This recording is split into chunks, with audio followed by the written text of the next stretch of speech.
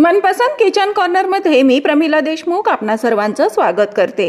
आज आपण सुप्रियाताई यांच्या इझी कुकिंग विथ सुप्रिया मधील मोड आलेल्या मुगाच्या डाळीपासून उत्तप्पा कसा बनवायचा तो पाहूयात।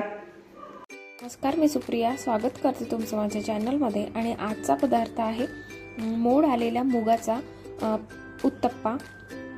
एकदम हेल्दी असा हा ब्रेकफास्ट होऊ शकतो किंवा रात्रीच्या वेळेस तुम्ही हेल्दी आणि हलकं असं काही खायचं असेल तर हे बनवू शकता।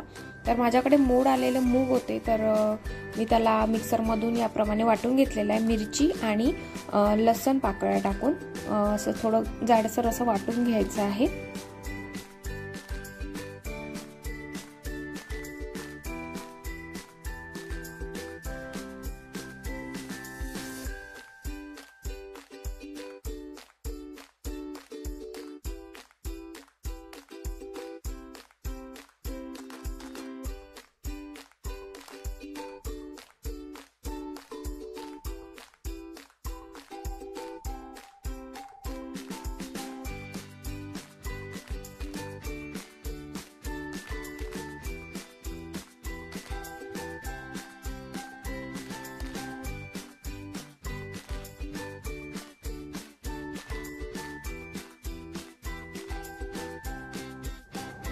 आता हे वाटून झाल्यावर एका भांड्यात काढते आहे मी। आणि जसं तुम्हाला पातळ आणि घट्ट जसं पाहिजे, तर उत्तप्प्यासाठी तर हे थोडं जाडसरच लागेल, एकदम पातळ लागणार नाही। तर याप्रमाणे मी बॅटर मध्ये पाणी टाकून छान मिक्सर मधून काढून घेतलेला आहे मूग, मिरची आणि लसूण पाकळ्या।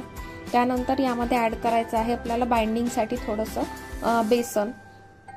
तर इथे मी 2 मोठे चमचे बेसन घातलेलं आहे। याला पण छान मिक्स करून घ्यायचं आहे आणि मग टाकायचं आहे चवीप्रमाणे मीठ।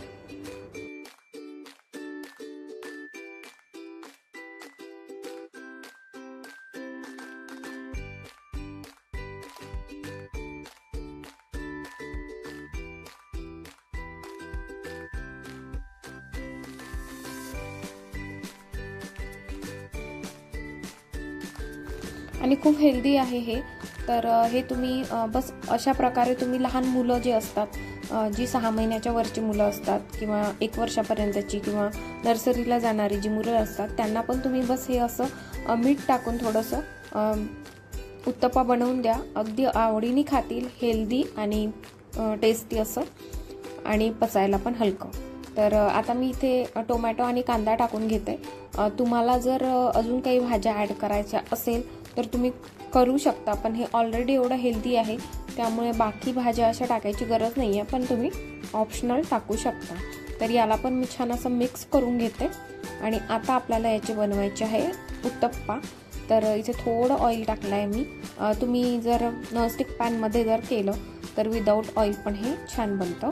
तर मी स्टार्टिंगला ऑइल टाकून घेतलं होतं, त्यानंतर मी जे सगळे उत्तप्पे आहे हे विदाऊट ऑइल बनवले होते, कारण मी नॉनस्टिक पॅन यूज केलं होतं।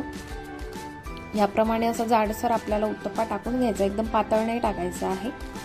आणि तो छान शिजू द्यायचा। आता इथे बघा, एक साइड छान खालून झालेला आहे, कारण वरून पहा पूर्ण सुकलेला आहे। आणि त्याच्यानंतर हा आपल्याला परतवायचा आहे। इथे तुम्ही बघू शकता दोन्ही साइडनी छान खरपूस असा आणि मस्त असा उत्तप्पा आपला रेडी आहे। तुम्हाला कशी वाटली ही रेसिपी मला कमेंट करून नक्की सांगा। आणि व्हिडिओला लाईक करायला विसरू नका आणि सबस्क्राईब करायला विसरू नका। भेटूया नेक्स्ट व्हिडिओमध्ये नेक्स्ट रेसिपीसोबत। तोपर्यंत पाहत राहा easy cooking with Supriya. Healthy खा आणि हेल्दी राहा।